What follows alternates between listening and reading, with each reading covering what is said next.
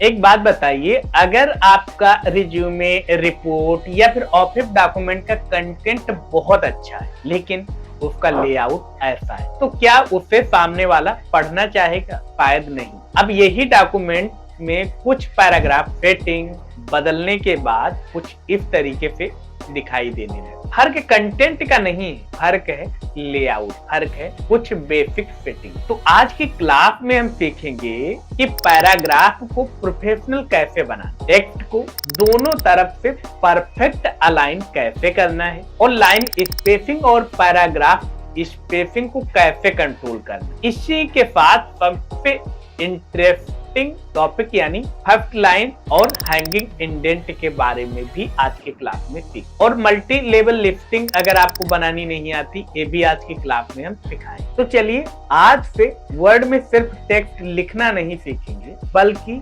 कैसे प्रॉपर उसे अरेंज किया जाए ये भी समझेंगे। अब यहाँ पे अगर आप ध्यान से स्क्रीन पर देख पा रहे होंगे तो इधर से ये टेक्स्ट हमारा अलाइन, ठीक है, लेकिन यहाँ पे क्या है, किसी की लाइन यहाँ पे खत्म हो रही, किसी की यहाँ पे, किसी की यहाँ से, किसी की यहाँ, यानी प्रॉपर दोनों तरफ से अलाइन है। तो सिंपल है, बस आपको उस पैराग्राफ को, उस मैटर को आपको सेलेक्ट करना है जिससे प्रॉपर अलाइन। उसके बाद आज का सबसे पहला शॉर्टकट की जो आपको प्रेस करना है वो है कंट्रोल जी। जैसे ही प्रेस करते हैं हमारा टेक्स्ट प्रॉपर जस्टिफाई में अलाइन हो गया, दोनों तरफ से, इधर से देखिए अलाइन, इधर से। और यही वजह है कि आप अगर कोई भी रिपोर्ट या फिर कोई आर्टिकल या फिर कोई फॉर्मल डॉक्यूमेंट देखते हैं तो काफी ज्यादा प्रोफेशनल लगता है, क्योंकि वहां पर जस्टिफाई अलाइन किया गया होता है।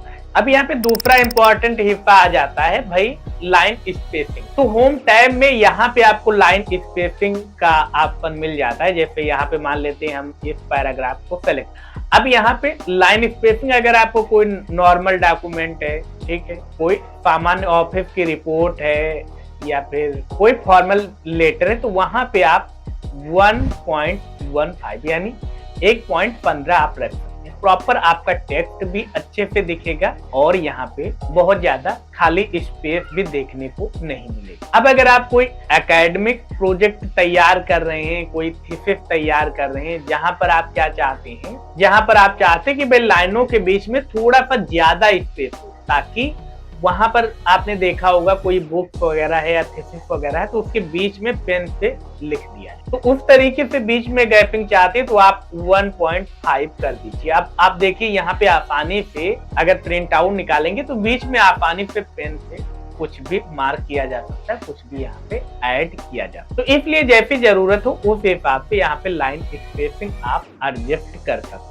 अब एक बहुत कॉमन गलती भी देख लेते हैं, बहुत से लोग क्या होते हैं कि पैराग्राफ के बीच में यहाँ पे देखिए स्पेस नहीं, क्या करते हैं यहाँ पे एंटर किए और यहाँ पे जाकर फिर एंटर किए, और इस तरीके से वो एंटर कर करके क्या करते हैं यहाँ पे स्पेस को बढ़ाते हैं, जबकि ये तरीका गलत। आपको बार बार एंटर करने में आपका टाइम भी बहुत ज्यादा लगती है, अनप्रोफेशनल फॉर्मेटिंग होता है। तो जब भी आपको पैराग्राफ के बीच में स्पेस देना है तो भाई यहाँ पे या तो दोनों पैराग्राफ सेलेक्ट कर लीजिए और यहाँ पे जाइए और ऐड स्पेस बिफोर पैराग्राफ या फिर ऐड स्पेस आफ्टर पैराग्राफ, दोनों में से किसी एक को भी सेलेक्ट कर सकते हैं या फिर दोनों को भी आप सेलेक्ट कर सकते हैं। उसी तरीके से यहाँ पे भी सेलेक्ट कर सकते हैं, यहाँ पे एक स्पेस डालना है तो यहाँ पे भी आप स्पेस ऐड करना है। देखिए प्रॉपर स्पेस यहाँ पे छूट गया है। यही चीजें हमारे डॉक्यूमेंट को प्रोफेशनल बना। अब आते हैं एक ऐसे फीचर पर जहां पर बिगनर अक्सर इसे इग्नोर ही कर देते, जिसे कहा जाता है इंडेंटेशन। अगर आपके वर्ड में रूलर दिखाई नहीं दे रहा है तो आपको क्या करना है, व्यू टैब में जाना है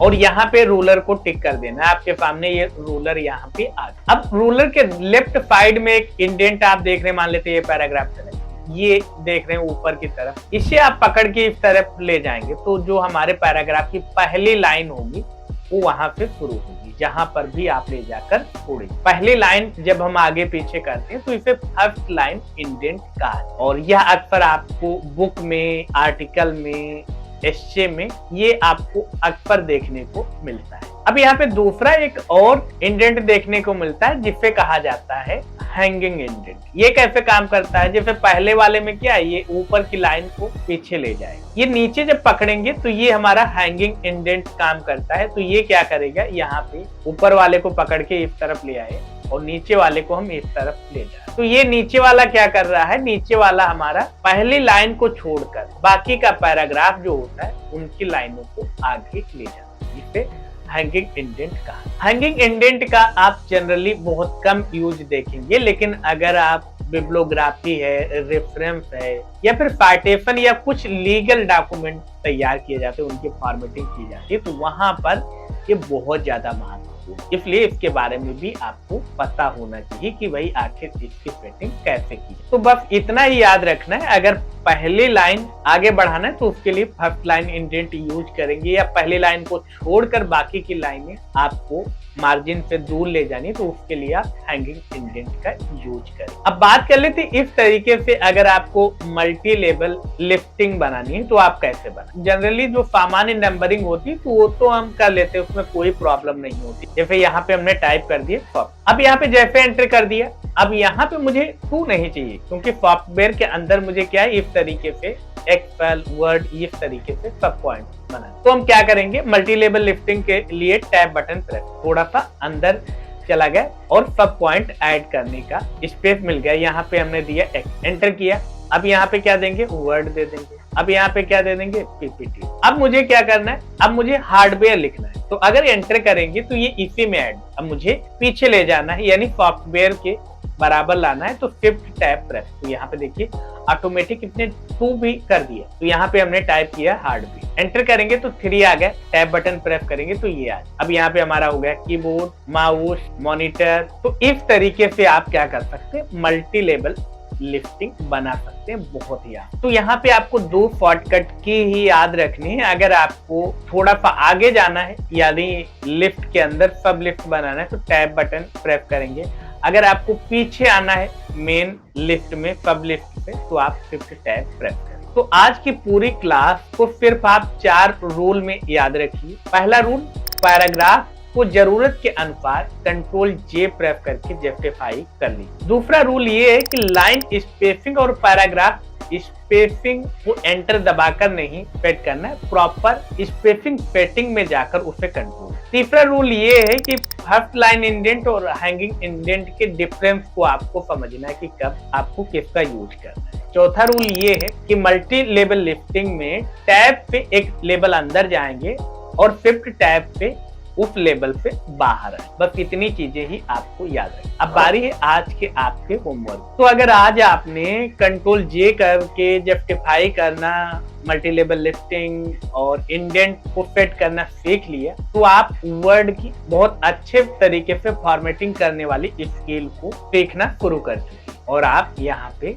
पहले से बेटर होते जा रहे। इसलिए वीडियो को लाइक कर चैनल को सब्सक्राइब जरूर करें और ऐसे व्यक्ति के पास इस वीडियो को जरूर शेयर करें जो माइक्रोसॉफ्ट वर्ड सीख रहा है या सीख रहा है। और हम मिलते हैं आपसे अगली क्लास में। तब तक सीखते रहिए, प्रैक्टिस करते रहिए और अपने डॉक्यूमेंट को प्रोफेशनल बनाते रहिए। नमस्कार।